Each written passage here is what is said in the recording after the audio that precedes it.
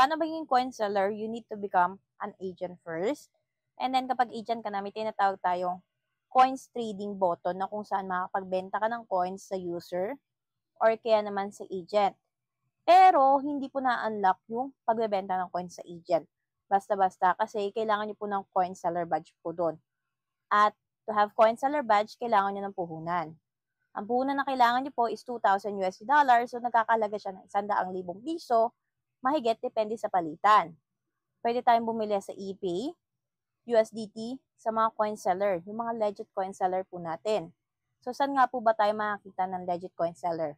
Basta may coin seller badge po ha. At makikita nyo po yun sa Coins Trading Top Up 30%. Lahat na nakalist down doon, mga legit coin seller. So, pwede kayong bumili sa kanila ng worth 20M or kaya halagang 2,000 USD dollar. Pero syempre, magkakaiba po kasi yung price list nila. And then, kung meron ka naman pong points worth 20M, exchange it into one shot. So, syempre, kung mag-exchange kayo, punta kayo sa coins trading button ninyo. Then, click exchange. Kasi baka mamaya magkamali kayo.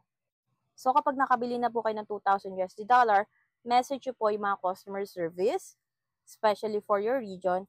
You can also message me, then send us proof na kayo po ay nakabili ng 2,000 USD dollar, send me your user ID, and 5 active hosts na nakakapag-live ng 4 hours in a week.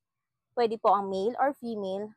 So, kapag lahat po ng pinasa ninyo is tama, so, magkakaroon po kayo ng coin seller badge.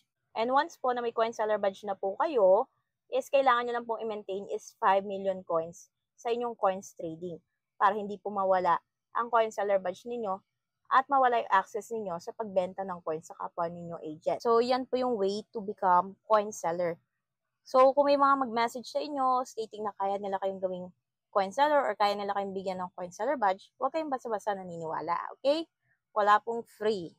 Tsaka huwag kayong uto-uto kung sakali pong may mag-pretend dyan na customer service or yan, giving you access to become coin seller kahit alam niyo naman sa sarili niyong hindi kayo agent, wag basta-basta naniniwala ha. Huwag kayo naniniwala sa mga fake news. So, kung may mga further questions kayo, pwede nyo kayo follow ha. Alam niyo naman ang aking user ID. So, my user ID is 79170. So, I'm doing live every Tuesday and Saturday kasi nga, off ko ng Sunday and Monday. So, yun lang.